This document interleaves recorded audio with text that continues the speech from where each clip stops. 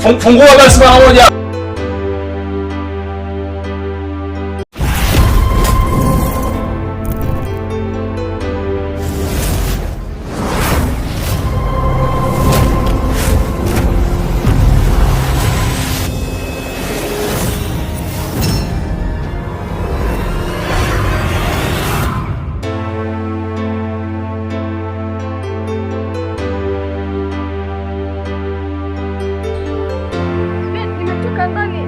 Sasa hili ni balaa zito kinoma noma. Kama siku zote ambavyo huwa nasema, kama ni miongoni mwa watu ambao wamekuwa ukinifuatilia hapa, nimekuwa nikiwaambia kwamba siku zote ukimchunga mwanamke ukawa inamwekea vikwazo, unamweka getini, lazima atafanya kila mpango kuweza kuona ni namna gani hasa au ni kipi hasa ambacho unachotaka kuweza unachomsababishia, yani kitu ambacho yani huwa anatamani aweze kugundua hasa kwa nini unafanya hivyo. Kwa hivyo ataanzisha vikwazo na nini. Kwa hivyo akipata tu nafasi ndogo, basi lazima aweze kuifanya kazi, na pindi anapoikosa hiyo nafasi, basi hiyo nafasi huwa ni hatari zaidi, kwa sababu inaweza ataika mkosti yule mhusika mwenyewe ambaye anamfanyiwa. Kwa mfano hapo Mr. Manyanya tayari kashaingia kwenye msala, yani hapo kama kungekuwa na CCTV ambazo yule mwamba mwenyewe angekuwa anaziona, basi hapo kazi hana tayari. Sasa hiki ni kitu ambacho huyu binti ameamua kukifanya, huyu mke wa jamaa ameamua kukifanya hicho kitu ili kusudi kuweza kuhakikisha walau anaonja ladha ya mtu mwingine. Lakini kama ungekuwa kuna uaminifu, basi hayo yasingekuja kutokea, na hii ni miongoni mwa vitu ambavyo vipo kwenye jamii yetu. Sasa tayari Mr. Manyanya ndio hivyo kashamkumbatia, na tayari kuna kitu ambacho kinataka kufanyika. Kwa mazingira ya kawaida ni ngumu sana nyoka kuweza kutokea katika mazingira hayo, ambayo kiufupi Manyanya huwa anajitahidi kuweza kufanya usafi kwa namna ambavyo kila siku kama unavyojua ana jinsi mambo yanavyokwenda. Sasa kiufupi hili ni balaa zito kinoma noma, kwa sababu hali mazingira ambayo moja kwa moja tayari mfanyakazi ameanza kuyatengeneza. Sasa hapa ndipo Manyanya inabidi aweze kuwa makini, kwa sababu kama akijichanganya sana anaweza akafukuzwa akakosa kazi. Sasa swali langu kwako, je, Manyanya akubali afanye naye kile ambacho mwanamke anakitaka, au akatae pia aweze kufukuzwa kazi kama alivyofukuzwa kazi pale mara ya kwanza? Kwa sababu huyu mwanamke kama ikitokea akikataa Manyanya, basi lazima itafanyika vile vile, ataenda kumchongea kwamba bosi huyo amenitongoza. Kwa hivyo kitu hicho na jamaa huwa atamfukuza vibaya sana, na atakuwa hana msaada wote ule au kuweza kumsikiliza kwa chochote kile. Sasa je, binafsi kwa upande wako unalipi la kuweza kumshauri au kumshawishi au kumpa ushauri Mr. Manyanya kwamba je, afanye kitu gani ili kusudi kuhakikisha kwamba swala hili aone analifanyaje? Kwa sababu ndo kwanza huyu mke wa bosi tale kashaanza kumpenda. Sasa hilo ni balaa zito kinoma noma. Basi nikualike hapa, hii ni Bongo Movie Network. Kitu cha msingi ni kwamba hakikisha tu unabonyeza neno subscribe, alafu kisha tuandikie maoni yako hapo chini sehemu ya comment kwamba kwa upande wako, je, unaona Mr. Manyanya afanyeje? Amkubalie tu, amridhishe au akaushe? Kwa sababu kijaribu kuangalia ni kwamba hapo anaweza kafukuzwa kazi tena kama akikataa, au kama akijifanya mkali, basi anaweza kafukuzwa akakosa kazi pia kama vile alivyokosa kazi mara ya kwanza. Sasa hili ni balaa zito kinoma noma. Basi kama nilivyokujuza hapa, hii ni Bongo Movie Network, na siku zote hapa huwa tunazungumzia uchambuzi kwa kina, tukiangazia vitu vingi kweli kweli. Sasa tuje katika familia nzima ya Anko Mafiksi. Anko Mafiksi bana pale anawatesa sana, yani anawaonea sana pale, kwa sababu Kikome pale na mke wake, kiufupi ni kwamba pale kama unavyojua pale wapa ukweni, yani ile ni nyumba ya urithi ambayo imeachiwa. Sasa pale Mafiksi pamoja na mke wa Kikome ndio ambao wenye mamlaka makubwa sana pale, kwa sababu tuseme ni ile nyumba wameachiwa hao. Kwa hivyo Mumba mwenyewe anajikuta anaishi maisha magumu sana kwa sababu ya namna ambavyo anavyoambiwa, lakini mwisho wa siku mwishoni mke wake anamtetea, lakini bado jamaa anazidi kusema kwamba akae pale pale. Sasa kuna namna ambavyo kiufupi maisha huwa ni magumu sana ukifikiria kwamba tayari mmeshaoana, na hiyo yote huwa inasababishwa na vitu kadhaa. Unajua kwenye maisha usimuone tu mtu anaishi sehemu aidha ya urithi au kweni ukamchukulia tu hizi, ni kwamba kuna vitu vingi sana ambavyo vimepelekea hivyo, hasa katika upande wa historia. Hasa unakuta ni kwamba aidha maisha aliyopitia hapo zamani au hata katika aso zake zimekuwa ni ngumu sana katika kufanikiwa. Lakini pia ukiachana hao ni kwamba unakuta pia Iza alimpa mimba akiwa bado hajijipanga vizuri, kwa hivyo siku zikazidi kwenda. Na unajua ukishakuwa na familia, manake ukiwa hujajenga nyumba halafu ukaoa, hii inakuwa ni moja kati ya kitu kigumu sana kupambana nacho kama huna kazi ambayo inaweza kukusaidia, aidha umeajiriwa au nini. Kama huna kazi ya maana sana, kama ni mpambanaji tu wa kawaida na umeoa, una familia, hii inakuwa ni ngumu sana, kwa sababu itabidi uanze kumpambania mke wako apate matumizi, apate nguo na nini, apate upambanie matumizi, upambanie chakula ni gharama sana, upambanie iza kodi pale sehemu unapoishi, upambanie umeme, maji, chakula nini. Kwa hivyo ni vitu ambavyo pia vinakufanya zile hustling za kusema kwamba umeki au weke pesa fulani vya kuweza kukusaidia iza walau ujenge hata nyumba au ununue kiwanja, huwa ni kazi sana. Ndio maana ni muhimu sana, kama ni kijana unanisikiliza hapa, jitahidi sana, uwe makini sana, hasa katika upande wa namna ambavyo kwa sasa maisha jinsi yalivyo. Inabidi cha kwanza kabisa uanze kupambana walau ujenge nyumba. Kama ni mpambanaji tu, jitahidi sana upate hata kiwanja, ununue kiwanja hata mbali popote pale, mradi tu uwe na kiwanja, ujenge hata nyumba, kwa sababu maisha haya kiufupi, ukisema oe halafu bado huna nyumba, huna kiwanja, ili uweze kupambania baadaye uweze kujenga kiwanja, huwa inakuwa ni ngumu sana ukishaoa, kwa sababu siku zote huwa ni balaa zito kinoma. Na nahisi kuna watu ambao wana experience hili swala na wananisikiliza hapa, bila shaka ni muhimu sana. Lakini kama umeshakwisha kuoa na umepambana sana, lakini mwisho wa siku ndio hivyo, hujapata nafasi ya kuweza kufanikiwa kujenga na umeshaoa umepanga, basi hakikisha unapambana, walau unajitahidi, unafanya mipango ambayo itakusaidia hasa kuweza kuhakikisha pia mke wako unamtafutia kazi ambayo yani kwamba mke wako akiwa na kazi ambayo itawasaidia pia kuweza kufix masuala ya chakula na nini, ili kusudi wewe pia kazi yako unaifanya inabidi ikusaidie pia kuweza kuhakikisha mnafanya mipango kuweza kujenga. Lakini pia mnatakiwa muhimu na akili ambayo inaenda. Lakini kama mkiwa na mwanamke kama mke wa kikome ambaye baada ya hapo anazidi kusherehekea kwamba ameondoka, ni afadhali aondoke tu atolee fujo, na leo unavimba kichwa, hiyo inakuwa sio issue, inakuwa sio kazi nzuri sana. Sasa tumeweza kuona pia Mudi Mzungu aliweza kutolewa. Kifupi kale kamdada ni kwamba japokuwa kameweza kuambiwa kwamba kametokea kumpenda, kamefokewa sana, ila tunajua kabisa hapo moja kwa moja kametokea kumpenda. Kiufupi kuna namna kametokea kumpenda. Sasa kitu kishu nyingine pia, Violet pamoja na Mwamba mwenyewe bado hali yao haziko vizuri sana. Violet alichokifanya jaribu kufikiria, unaweza ukacheka au usicheke, kwa sababu yani sijui alifikiria nini sana. Na hiyo yote ni kwa sababu mipango ilienda tofauti, kwa sababu alitaka kuweza kumuua Mwanji, lakini sasa ikaja ikatokea kwamba ilibidi alilazimishwa na yeye pia ale, kwamba ale pia na yeye, kwa hivyo aliona ni vyema ale kidogo. Sasa ile issue ikaja kumletea shida. Lakini pia mke wa Madevu pia ndio hivyo, akapewa milioni 2. Ni balaa zito, milioni 2 yote anahongwa, ni noma. Sasa hii yote ni balaa kinoma. Na Mwamba akaamua kupita pale makusudi kabisa, aonekane kama anapiga zake mazoezi, kapita zake makusudi kabisa, ili kusudi aweze kuambiwa ile pesa. Sasa hii kumbuka ni pesa ambayo lazima atakuja kuilipia kwa namna yake ambayo Mwamba mwenyewe anajua yeye kwamba namna gani itakavyolipwa. Sasa hili ni balaa zito kinoma. Wakizetu ni balaa sana. Si wenyewe bado hatujaoa, lakini ni noma sana. Sasa kuna issue moja hapa ambayo ipo pia, ambayo ilikuwa ni ya Mr. Manyanya. Mwanzoni kabisa tuliweza kuona Mwamba alikuwa anaoga bafuni. Sasa kamwagiza Mwamba jamaa katoka bafuni mbio sana, kwa sababu alihisi mke wake anaenda. Kwa hivyo moja kwa moja kutaka kabisa karibu na mke wake uwepo. Kwa hivyo hii pia sasa inakuja sasa wakati yote anajili ni kwamba Mr. Manyanya pamoja na huyu mke wa bosi ni kwamba walikuwa Mwamba hajaja. Kwa hivyo ni visa tuna vitu ambavyo kiufupi vinavizidi kutengenezwa na huyu mfanyakazi, na huyu sio mfanyakazi, huyu ni mke wa bosi, yani kusudi kuweza kuhakikisha anampata Manyanya. Kwa hivyo hivi ni visa ambavyo vipo. Kwa hivyo moja kwa moja usifikirie tu kwamba watafumaniwa, hapana. Ni visa tu ambavyo vinatengenezwa ili kusudi kuweza kuhakikisha mbeleni kabisa mambo yanakuja kuchemka na kuwa moto sana. Sasa hakikisha unabonyeza neno subscribe, kisha dondosha maoni yako hapo chini, tuambie kwenye comment kwa upande wako ni vipi, ni nini unachohisi binafsi. Asante kwa na mimi, nikutane mdana mwingine. Ciao.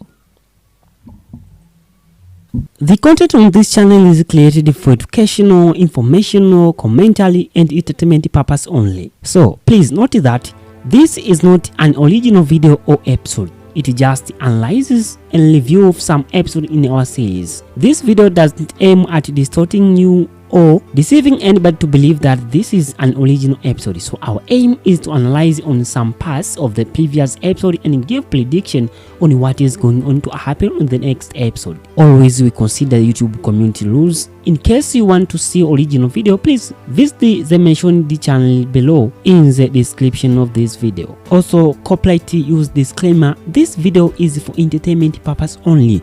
Copyright disclaimer under section of 107 of the Copyright Act of 1976. Allowance is made for fair use for purposes such as criticism, commentary, news reporting, scholarship, and research. Fair use is a use permitted by copyright statute that might otherwise be infringed. Non-profit education or personal use tips balance is favor of fair use. Note that we make a video to influence people to watch original movies, which are truly hidden gems to entertain people. This video is all about explaining the movie from our own point of view. For explanation, we have used most of the video clips from the movie for better understanding. For video clips, all credit go to the movie owner. And the footage in this video has only been used to communicate a message which will be understandable to the audience. According to my knowledge, it is fair use under the review and commentary section. We do not plan to violate any rights. Our video is not aiming on distorting the original video.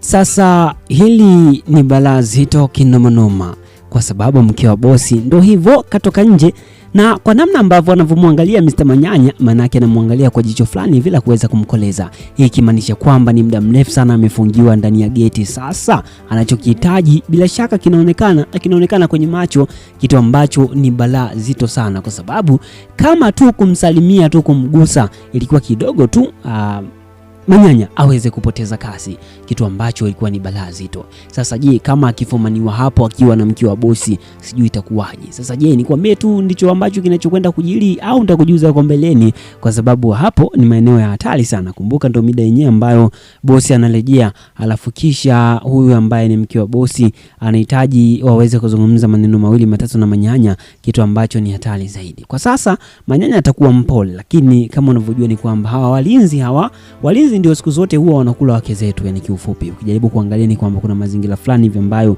ukimfanyia mwanamke ukamwekea vizuizi vingi sana, hili linaweza likakufanya mke wako pindi atakapopata chansi basi inakuwa ni balaa kinoma noma. Sasa hili ndio linalokwenda kujili hapa. Manyanya lazima aweze kufanya maajabu, kwa sababu kuna namna ambayo wanamuona huyu jamaa ni kama mtu wa ajabu sana, kwa sababu hawajui wanawake jinsi walivyo. Yani mwanamke ukimwamini kidogo, kuna namna anaweza ikakufanya ukawa free kuliko kutokumwamini na kuweza kumwekea vishawishi vingi kama hivi ambavyo mwamba anavyomwekea. Kiufupi hili ni balaa zito kinoma noma. Basi moja kwa moja nikualike, hii ni Bongo Movie Network, na hapa tuna nafasi ya kuweza kutazama uchambuzi kwa kina. Sasa tukiangazia vitu vingi kweli kweli. Kitu cha msingi tuhakikisha unakuwa wa kwanza kabisa kuweza kupata updates pindi tunapotoa kazi zetu kwa kubonyeza neno subscribe. Hii ikiwa ni ishara ya upendo, kama kweli unaikubali na kuipenda tamthilia, basi sisite kuungana na sisi kwa kubonyeza neno subscribe. Sasa moja kwa moja kama tulivyoona ni kwamba kwa sasa tukiachana hayo, tuanze mwanzoni kabisa. Kwa sasa hivi kwa upande mzima wa Violet ni kitu cha huzuni sana, mateso mazito ambayo anayoyapitia. Sasa kitu kigumu ambacho kinatupa mawazo na maswali mengi ni kwamba kwa nini kaamua kufanya vile? Yani kwa nini kaamua kujiwekea sumu? Hii kimaanisha kwamba anahitaji waweze kuuawa wote wawili, ni wote waweze kufa, kati ya Mwanji pamoja na yeye mwenyewe. Kama ni kujiua, si bora angejiua yeye mwenyewe akamwacha Mr. Mwanji. Kwa nini pia akamfanyia unafiki? Kitu ambacho ni kigumu sana na kinaumiza sana. Sasa hii haimaanishi kwamba wanakwenda kufa wote, kwa sababu kujaribu kuangalia ni kwamba simu imeweza kupigwa na punde si punde utaweza kupatiwa msaada kuweza kupeleka hospitali, kitu ambacho itasaidia kiufupi maisha yao waweze kuwekwa sehemu salama na waweze kusaidiwa, japokuwa hili ni balaa zito kinoma noma.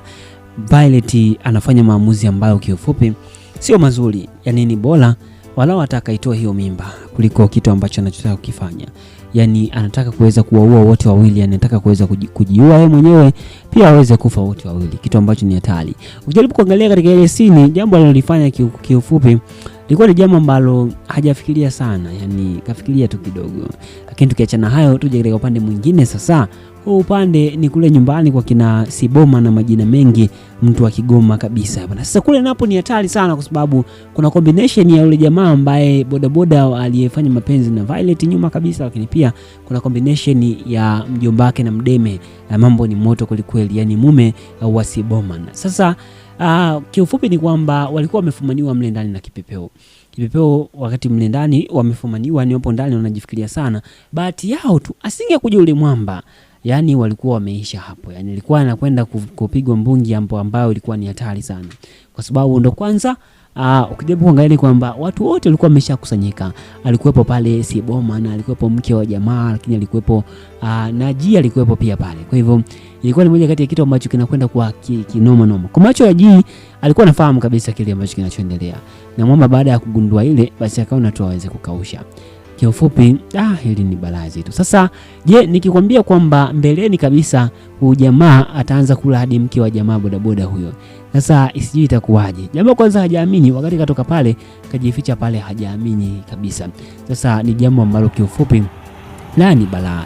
Ama jamaa sio anajifikiria nini? Kiufupi sidhani kama kuna kuenjoy hata tendo lenyewe ukifanyia chooni. Yani sijajua hii experience, lakini kama unavyojua mke wa mtu labda anavyomzungumzia, lakini sijajua, labda kwenye comment hapo kama ni miongoni mwa watu ambao wamewahi kufanya mapenzi chooni, utujuze hapo kwenye comment, utupe experience kwa upande wako binafsi kwamba kwa kuna kitu gani ambacho kwa kinachojili, kwa sababu hili lilikuwa ni balaa zito kidogo.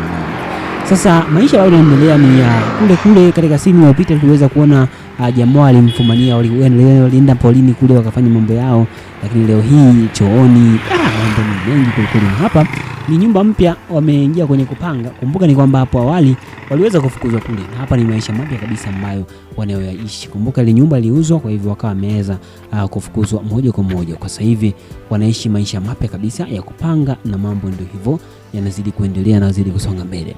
Sasa mambo ni mengi kuliko. Katika scene inayofuata katika hawa majamaa ule ushuhudia pia kitu kipi ambacho pia kitakufikirisha sana na kuweza kuona namna gani hasa katika maisha ya upangaji mambo huwa yanavyokuwa. Yani kunakuwa ni hatari sana. Yani ukiwa na mke wako mmepanga naye, yani wewe unaondoka kwenye mitikasi yako na muacha mke wako, yani kiufupi mke wako hayuko salama kabisa, kwa sababu kuna vitu vingi sana vinavyoendelea katika nyumba za kupanga. Mimi pia ni miongoni mwa watu ambao nimeexperience hiyo kitu, na mke wangu amewahi kufanyiwa hilo jambo. Kwa hivyo moja kwa moja mambo ni mazito kina manoma. Sasa ukiachana hao ni kwamba tulejee katika scene nyingine. Pia tumeweza kuona kwa sasa kama ni miongoni mwa watu ambao wamekuwa kunifuatilia hapa Bongo Movie Network, nilikwambia kwamba kwa namna ambayo huyu ambaye ni Mudimuzungu amekuwa na ukaribu na kaka binti, kuna namna kanajikuta kanaanza kuvutiwa na yeye kutokana na kutoa msaada. Sasa kitu ambacho ukijui ni kwamba siku zote wanawake pindi kuna namna ambavyo wanakuwa na huruma. Yani mwanamke anaweza kaa na huruma tu from nowhere akajikuta amekupenda tu kwa sababu ya huruma. Yani unaweza kaa hata unaumwa tu halafu akaja akakusaidia, mwisho wa siku akakupa kitu ambacho kiufupi inakuwa ni noma. Sasa hili ndio ambalo linakwenda kujili kwa pale mzima wa Mudimuzungu. Yani Mudi amejikuta ameingia kwenye penzi kwa sasa hivi. Yani huyu msichana akajikuta ni kwamba yupo tayari kuweza kujisacrifice kupambana aweze kupata vipesa aje kumtoa huyu mwamba hospitali hapo, kitu ambacho ni balaa zito kinoma noma. Sasa ile katika scene ya mwisho ambayo tutaunganisha ile ya kwanza kabisa hasa ya Mr. Manyanya. Ni asubuhi na mapema, Mr. Manyanya alikuwa akifanya mambo yake pale kuosha gari na nini. Sasa bosi anakuja. Sasa mke wake ndio mara yake ya kwanza pale kuja pale, mke wa bosi. Sasa anafika pale alimkuta mwamba kwa pale. Sasa issue ni kwamba kusalimiana jamaa kutaka kabisa, na ni moja kati ya mpango ambao aliamua kufanya ili kusudi isije kazuka tafulani au hali ya hatari ambayo ingekuepo. Lakini pia kule kwa kina Mzee Kikome na kwenye hatari Manko Mafiksi, jamaa kaamua kuishi pale, na ni mwendo tu wa kuleta wadada mle ndani kwenye mjengo. Ule mjengo ni wa ulisi na dada yake ndio yule. Kwa hivyo kwa upande mzima wa Kikome hawezi kufanya lolote kwa sababu hapo yuko ukweni kwanza. Kwa hivyo swala la yeye kwa ukweni kidogo ni changamoto, anakuwa hana kauli. Ndio maana mwamba anakuwa Manko Mafiksi anakuwa ni mtu wa kuongea sana. Si Manko Mafiksi alikuwa anaenjoy mle ndani, kaja kuwashia moto. Sasa swala zima la huyu ambaye ni Violet pamoja na Mwanji watakwenda kuwa sawa tu, watapona. Lakini pia issue nzima nyingine ilikuwa ni mke wa Madevu bado anazidi kusalandiwa vibaya sana, kwa sababu kuna jamaa mmoja lina pesa vibaya sana. Kwanza kabisa, hebu imagine linaenda kutoa muamala wa shilingi milioni 2. Lakini pia kuna majamaa wale boda boda, yule jamaa na yeye pia anamtongoza pale. Kiufupi hili ni balaa zito sana.